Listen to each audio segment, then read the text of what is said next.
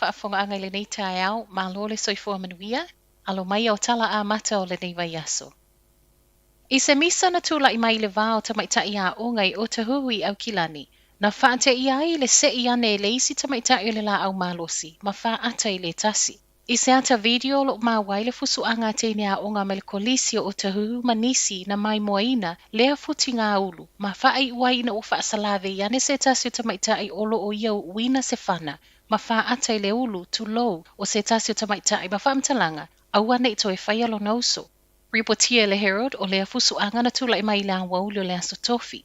Ma ua whaamaunia mai fo ele pule a onga le kolisi, ua o atu whaamtalanga I lea onga I lea so toona I e tusa ma le video. O lea waso e so eina nei e leo leo le nei mata upu. O le video le nei na whaoane se tasi o matua ma le kolisi a nga I le Herald, ma le whaamtalanga, wala ngona le popole I le saunga le mu o lana whanau.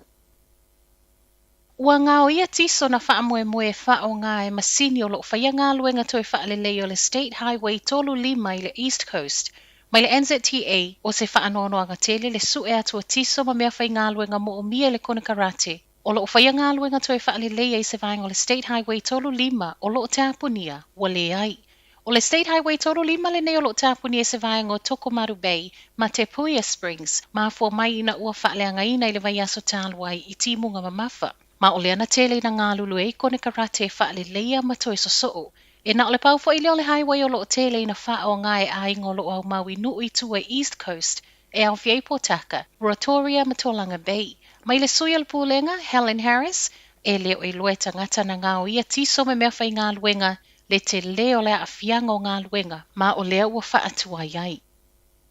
Ua whai loe leo leo le swafo le tinana maualo na tino ma liwi lunga le awala I Gisborne. Mariah Marata Smith, tolu se fuluono tau sanga lona soifua, na maua wa maliu I ti Toki Street I le aso wharaile, ma o le aso fo I leo lona aso whanau. O le mawai o lona tino maliu na sawi le mai avala awe nisi o leo leo, whaantatau I se fusuanga.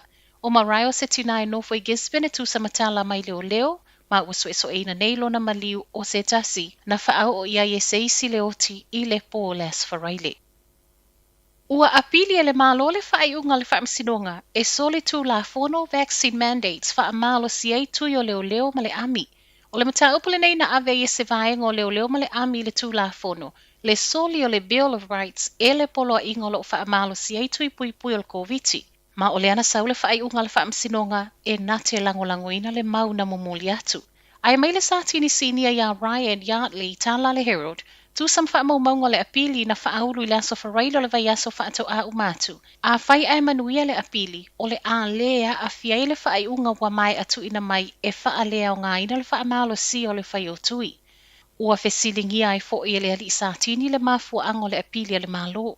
E se mai le sui o leo leo, whaalia fo I Jerry Johnson o le Defence Force lo na whaanoa noa le apili le malo. Ma ilana ia mai tau, e fōlinga mai wale ai se lango nā lofa I tangata na a fia ngā luenga o no le whaamalo si o le tui. O le apili e fofonga I totono le tolu I le ono masino lu manai.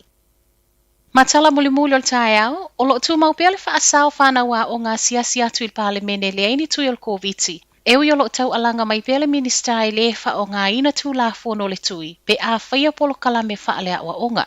I lalo le COVID-19 Protection Framework na whailo mai le fofonga le mauta, Trevor Mallard, wa toe whaatanga I nei tours po o asia singa o ngā I lalo le rate setting. Peita I lalo le lanu mumu ma le lanu moli, e le whaatanga ina whanawa o ngā ilunga le 5 tausanga e le I whaia tui. Mo le moli lanu mea mata o lo toe whaatanga ina I fo I peitai, mo whanau se fulu lua tausanga ngā ilunga e le I whaia tui e le whaatanga ina lava. Ai ele I toe whaia teu te unga o tū la fono I asia singa nei a onga, sa le I whaatanga ina I lalo le moli lanu mumu. O le masina tālu wai lea fo ina toe sa wail whaasilsilanga, e ta tauna whaatanga ina pia whanau a onga I awai polo kalame whaalea o onga o loo whaatūlanga mai a onga tūsa lava, pe ele I whaia tui. Ele o manino I le so upol COVID le national le whaasilsilanga me le fufonga le mauta I le aswarailo le vai aso tālu wai. Pe a wha o popo I ai masuinga na whailo mai ele malo I le vai aso watea.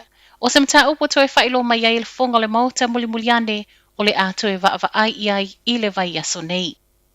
O tala nao le tae au, manuia tele nei aso.